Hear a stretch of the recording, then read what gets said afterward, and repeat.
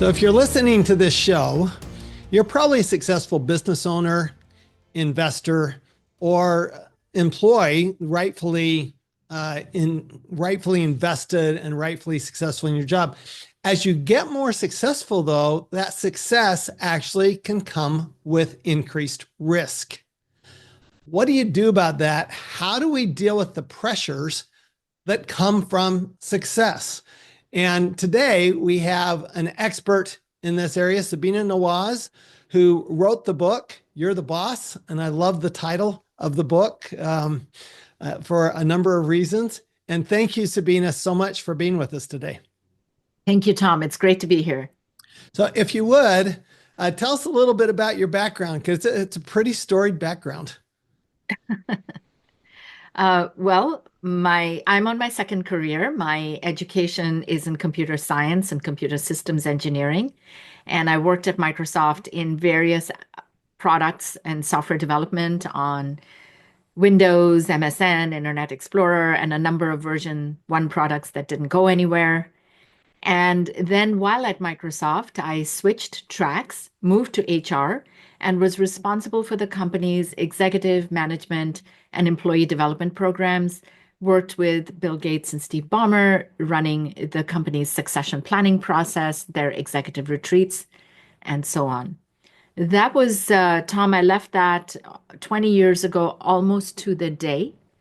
And since then, I am an executive coach. I work one-on-one with CEOs and C-suites, do leadership training, keynote speeches for conferences, and then, of course, writing for a number of outlets like Harvard Business Review, Wall Street Journal, and just having come out with my book. Well, I love that experience. It's I'll bet there's a whole story just in how you went from being a computer program in computer science to HR. We may or may not get to that. I'll let you decide that. But one of the things you say is that mistakes happen when there's pressure. Mm-hmm. And what do you mean by that? And I mean, it may seem obvious to people, but I'm going, and then you also say that success increases, that kind of pressure. Mm-hmm. What do you mean when you talk about, this whole idea of dealing with the pressure? It reminds me, Tom, your question about what my mom used to say when I was about 9 years old. And she used to say, uneasy lies the head that wears the crown. In today's world, the higher up we go, the more pressure we have. Everybody is under pressure. As an entrepreneur running your own business, rife with pressure. As an employee dealing with a boss or with your daily demands and whatever else is going on in the world, lots of pressure. And the higher up you go, the more responsibility you have, the greater your pressure. So under pressure, we can do our best work sometimes, where it focuses us, it homes us in on the objective, and we suddenly rush to midnight deadlines with brilliant bursts of inspiration. But pressure can also corrupt our actions. It's not power, but pressure that really corrupts us. We act out. We shortcut things. We don't stop to praise and appreciate what people are doing. We might be snippy and lose our temper, maybe even raise our voice or worse. So pressure can bring out our inner monsters at times. So how do I identify those pitfalls, what you call pressure pitfalls?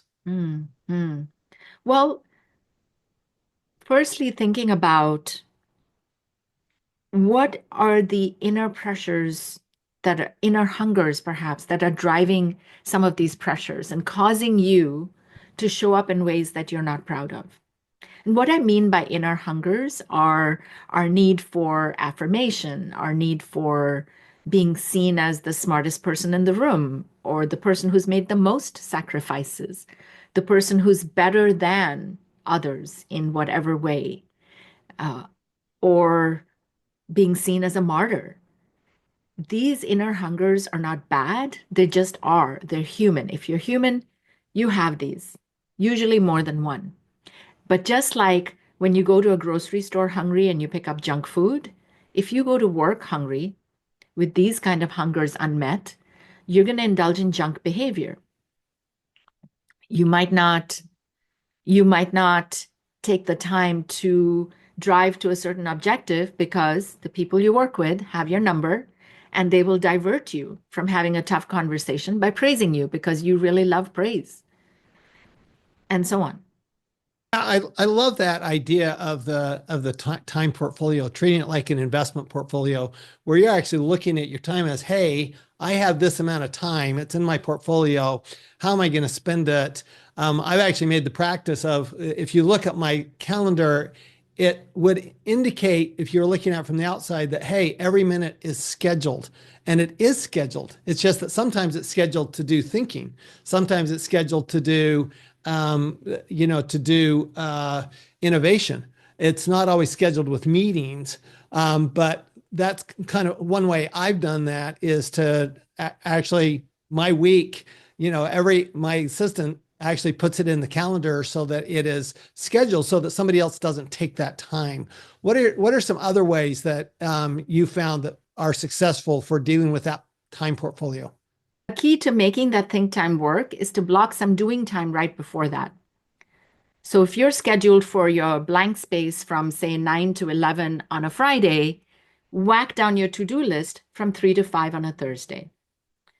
And to your question, Tom, about how to make a really robust time portfolio, the number one mistake to avoid is to do it in one big switch. Mhm. Often, when my clients go, oh gosh, I'm spending too much time on email and messaging, which who doesn't?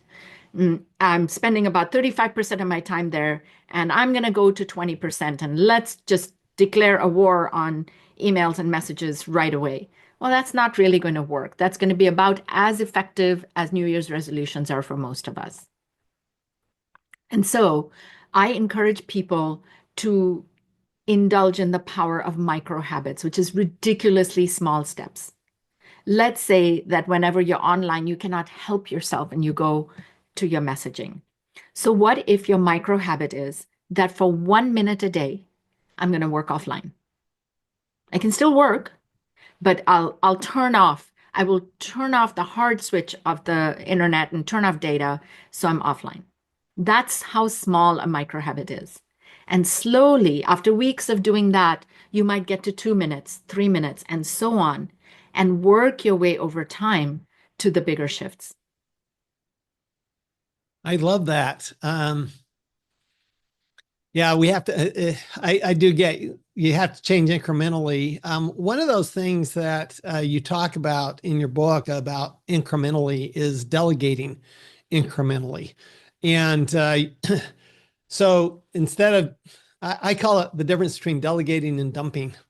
So I think we often dump on people and we don't adequately delegate to them. And I find when we properly delegate, they can do a lot more and they will do a lot more than we even think that they can do. So can you kind of walk us through the incremental idea of delegating? Mhm. Yes, I love the term dumping. I might have to borrow that, Tom. I call it the number one mistake we make is treating it as an on-off switch, what you're calling dumping. So here, Tom, take this. I trust you. I Yep. empower you. Go forth. And we have this client presentation on Monday. Send this to me by Friday. Friday, 4 o'clock, I get this, and it is completely different from what I was expecting. Not only that, it's not the right thing. And there goes my weekend and my blood pressure and Tom's blood pressure, right? So we have just abdicated and Yep. we have created that switch without any clue whether the recipient has the knowledge, the skills, the context, or the understanding of what we want. So instead of doing that, what if we assess first? Where is this person in their journey relative to this particular job? And we start small. So we might start, if we treat it as a dial instead of a switch, delegation works much better. We might start with notch one on the dial, which is just doing it ourselves, but having the other person watch. Then we might tell them. So we become very prescriptive. Hey, do this first, then do this other thing, then do this third thing. Next, we might teach them.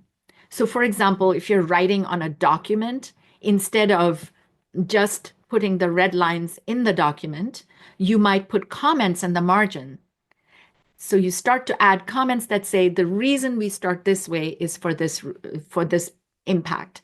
The reason this comes in the second paragraph and not the first is this. So now I'm teaching. Then I might coach and say, what else did you think about? What were the pros and cons? What made you choose this over the other? And only then do I act as a safety net and let them handle it and say, hey, just come to me if you have any questions or anything I can do. I, I love that. It brings to mind years ago when I was a young manager at Ernst and Young. I was in their national tax office in Washington, D.C. And I worked for a partner whose specialty was oil and gas. And he was a good writer. And for everybody else I did work for, I would write it and then they would edit it. He told me, he says, I'm going to write it, you're going to edit it. And that was what I hear you saying. That was an example of I'm going to do it. I'm going to show you what I'm doing. I'm going to let you critique what I'm doing. And then eventually, like 6 months into it, he says, you're ready. I can see your edits. They make sense. You can now write. And I have always appreciated that about him because he was such a good writer. He could make literally oil and gas law interesting. And so I learned by watching him. So I think that's such a great, great piece of advice there to, model it, actually show them what you're doing, have them maybe even edit your work. What a wonderful story, and what a great idea to just flip this from I'm going to write, you edit, because then you also learn so much more through that. I'm curious if he was such a great writer, and especially as you were getting started, you were younger in your career, Tom, were you able to provide any suggestions? Oh yeah. Yeah. Yeah, I've never nice, hesitated with nice. that's not my keeping my mouth shut is not my problem. Opening it becomes my problem. But no, I of course, and then he would say, well, no, we're doing it this way because, So he was right? teaching you then. Yes. And then he's teaching me, okay, Yes. here's why we do it this way. But a lot of it was just watching it because it was such clear, simple writing on a topic that for anybody else did it, it would be boring, Yeah. right? But he Yeah. actually was able to make it interesting, Wow. and so no, it was absolutely a terrific experience. And I had a lot of editors there. We did a lot of writing, but really he was my favorite just because he modeled it first and let me help him, and then he let me do it, and then he would help me, and then he would help edit mine. He was a great mentor, really, Nice. because of that. And I've actually translated that even into my tax advisory firm, my CPA firm, because what we do is I always have one of my young people on client calls with me right from the very beginning. They Nice. get on calls right from the very beginning, and so they're watching me do it. Mm. They can see how I do it. And then they can communicate with the client, they can send emails and so forth. But eventually what I want them to do is, of course, I want them to be doing it. Mhm. And but if they've watched me long enough, they're able to do it. And sometimes they're able to do it so well that they say, hey, I'm just going to go out and start my own business because you showed me how to do it. Which is also success in a whole different way. but Well, but I'm curious, Tom. I can't help myself but ask, as they're watching you do it, are you then also inviting them to be the editor, as in giving you feedback? Oh, absolutely. Yeah, Absolutely. In nice. fact, I actually have them do the write-up of the call, make sure that they're doing it. No, I will edit, what they're writing. And yeah, it's fun. I mean, I love to teach. So watching somebody grow into that role and do things that most people in my industry, they don't let their young people have contact with the clients. Exactly. And I want them having contact with the clients within 6 months of That's when they've brilliant. started with us, just because and it helps me. I mean, talk about taking the stress level off. Mm. I know I'm not good at details, Mm. and they are. Mhm. So they can do those details. I can watch them, I can train them, and Right. then eventually they can handle the client. They can be teaching others to do it. But what it does for me is it takes a lot of pressure. You talk about taking pressure off. That takes a lot of pressure. Yeah. Yeah. Well, that also takes a setting aside of your own ego that I'm the only one who can do this, or I'm good at this and you're just a rookie. What do you know? So that takes a level of steadfastness and maturity. Well, I think that particularly young employees, I think they can do a lot more than we Yes, give them credit for, and I think they absolutely. want to. Yes. That, like you say, though, but again, it can't be dumping. It has to be delegating, right? So you're actually giving them the instruction that let's do this first, and let's do Right. this, and let's do this, and and here's what I'd like it to look like at the end. I'll let you. I may let you figure out how to do that because I don't care how you do it. Yeah. But here's what I'm looking for, and be Yeah. so clear. So I Yeah. think that delegation is particularly. I just think it's so useful when you Right. talk about how to do that and doing it Yeah. the right way. So thank you Yeah. for that.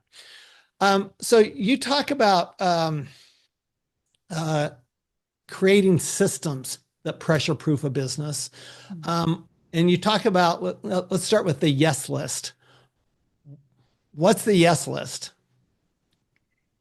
At philosophically, the idea of a yes list is to be able to say, yes, I did something today and something new, a new habit or ditched an old habit, because that yes is going to foster a positive cycle and you're going to do that more often. Mm, Tactically, you take a number of small micro habits that you want to work on, no more than 3 to 5.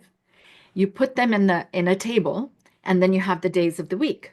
And at the end of every day, you simply say yes, no, or not applicable. Every time you say a yes, it gives you a little bit of a hit, a Mm. dopamine hit that says, oh, yeah, I did that. Versus, oh my gosh, I failed to go to the gym again for 30 minutes. But yes, I did a single push up. That is easy to say yes to. In fact, many people who do a yes list, when do they get these things done? Right before they have to fill out the yes list. Because and these are so small that it's actually really easy to do. That one push up, that one paragraph they want to read of a journal that they've been struggling with, and so on.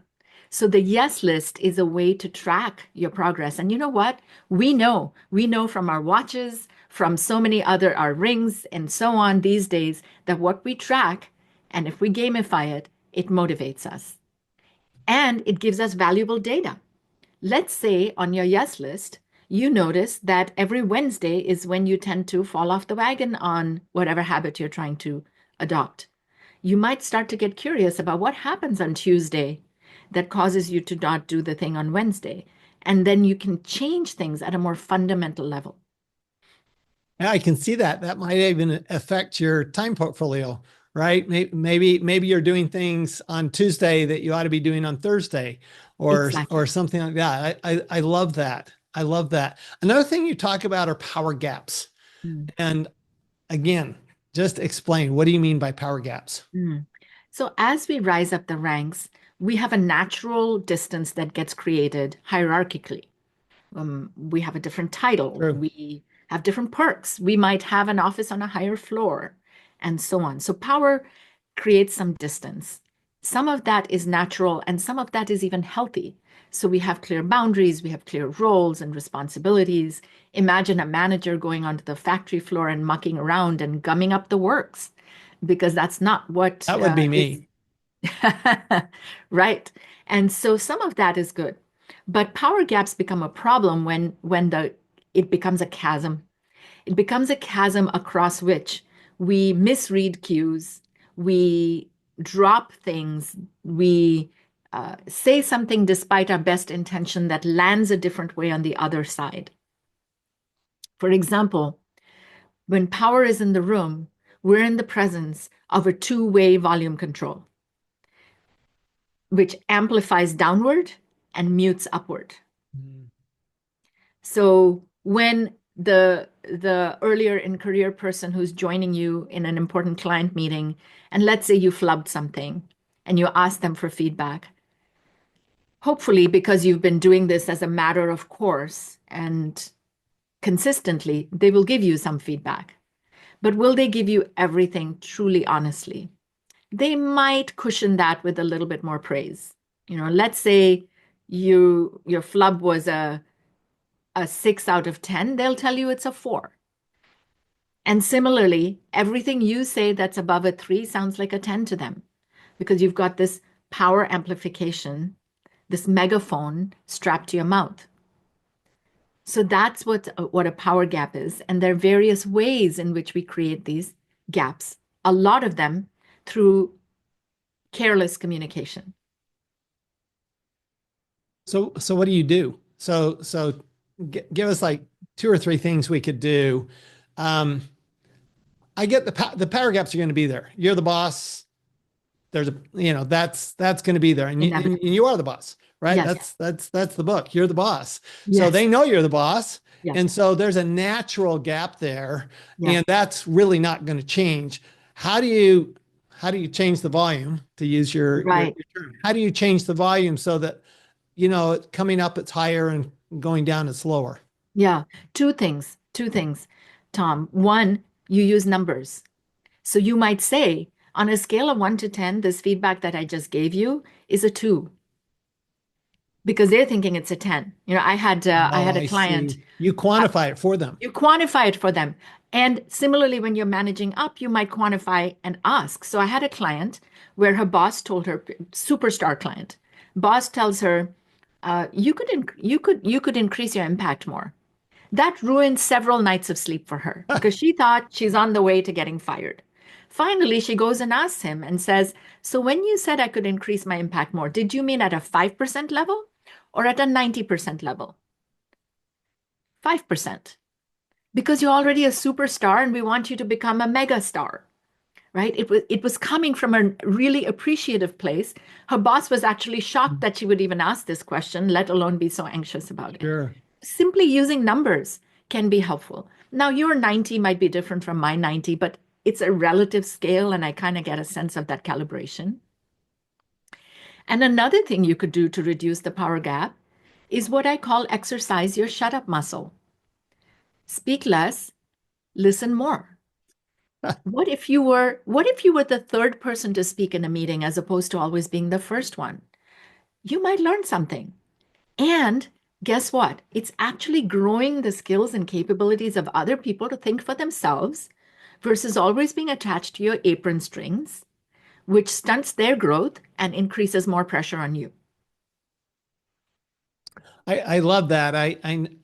I find with my children, especially, if I'll just shut up, maybe they'll actually say something. We in when you're on stage and you're asking questions, we call that the pregnant pause, right? You're asking a question, you're counting to 10, and you'll never get past 3, right? Before somebody will actually say something. Yes. But you have to be willing to Yes. have silence in the Yes. room. Yes. How do you practice that so that it's because that's for people who are used to being in charge, they're used to talking. Yes. How do you hold back like Oh that? gosh, it is really difficult. Self-restraint is the hardest thing. Okay. So you could have a micro habit, first of all, that you put on your yes list. Was there at least one meeting today where I was the third to speak? Yes or no? Now, how do you do that? Well, on video, it's easy. Put yourself on mute by default. By the time you reach up and click the unmute button, maybe you'll come to your senses and go, oh, wait a minute. 3 people haven't spoken yet. Let me go back on mute. Let me remain on mute. So using the mute button, taking notes. Take notes in the margin of your notebook of your own ideas that you think are Mm. so brilliant in the moment and that prevent you from being fully present, might even get you to interrupt other people. What if you banked those margin notes and you still get to share them closer to the end of the session, but now you can only share the ones that are uniquely your ideas? Because likely, as you said with your children even, 4 out of the 5 ideas somebody else brought up. This will make you look smarter, not dumber. If you withhold first, and it will allow other people to feel smart and having contributed. And isn't that what we all want? To have as many people ignited in work? Because with the pressures on us, with the uncertainties we have to deal with in our times, we cannot do it alone. I love that. My business, I'm thinking about my business partner of 24 years when she started as an employee. And we were talking, the partners were talking one day, and we go, we don't even know what her voice sounds like because she was sitting and listening. And then it was maybe a year later, the partnership broke up and I asked her to be a partner. Well, part of it was because she literally waited a year. It felt like almost a year before she goes, I know enough now to say something. I Mm. know enough now to do something. Now, I'm not suggesting anybody wait a year, but I do find that have such high respect for the people that will take time to listen and learn, and the people that drive me crazy. In fact, I had a manager I hired, and he was giving advice the first day, and I'm going, yeah, this does not work. You do not know anything Yes, the first day. yes. You may know something about your previous job. You may know something about your what your technical competence is, but you Mhm. know nothing about our business. Exactly. So shut Exactly. up. Use that shut up button. I love that. I love Yeah. that. And Uh, I even have a name for that, Tom. I call it the past experience divide, which is, look, you were hired because you know a lot and you had great experience somewhere else, but then nobody wants you to strut that around and rub everybody's face in that. It'd be like going out on a date and you cannot stop talking about your ex. So you've got to that's the kiss of death for new executives who come into an organization to talk about, well, back in my day or back in this other organization. yeah, this guy lasted 7 days. Yes. Oh, that's sad. That's sad. And how 7 days. expensive. It was just he violated that just so many times, and I'm just going, I cannot have you in my organization, Wow. and had to let him Wow. go after 7 days. Never had an employee quite that short. That was short because he just didn't listen. So let's wrap up here. And you're the boss. If you wanted to give business owners in particular, a lot of our listeners are entrepreneurs. What would you say they're the 2 to 3 things that you would have them start with? Hmm. Hmm. The first thing I would have them start with is micro habits and a yes list. Find I like that. and in that micro habit, make at least one micro habit squarely about you. As a business owner myself, I often come last unless I am really, really rigorous and disciplined about it. But through micro habits, that makes it easier to do because you go, oh, what? Something else that's going to add to my time? Not possible. But one push up you can do. Sometimes I can tell you, Tom, honestly, that I have a daily meditation practice. Does that mean I sit on a cushion for 30 minutes every day? Heck no. Sometimes my daily meditation practice is simply one inhale and one exhale done mindfully. Check. And I feel great about that. So the way to overachieve as a business owner where you've got all these other pressures coming at you is to underachieve, is to just do the smallest possible thing you can do for yourself through a micro habit and track it through a yes list. That would be one piece of advice I would give them. The second one would be, if possible, that blank space, taking what you're doing so well with the help of your assistant, taking some time, if you can, 2 hours a week, where you're stepping away from everything because we're so close to the action.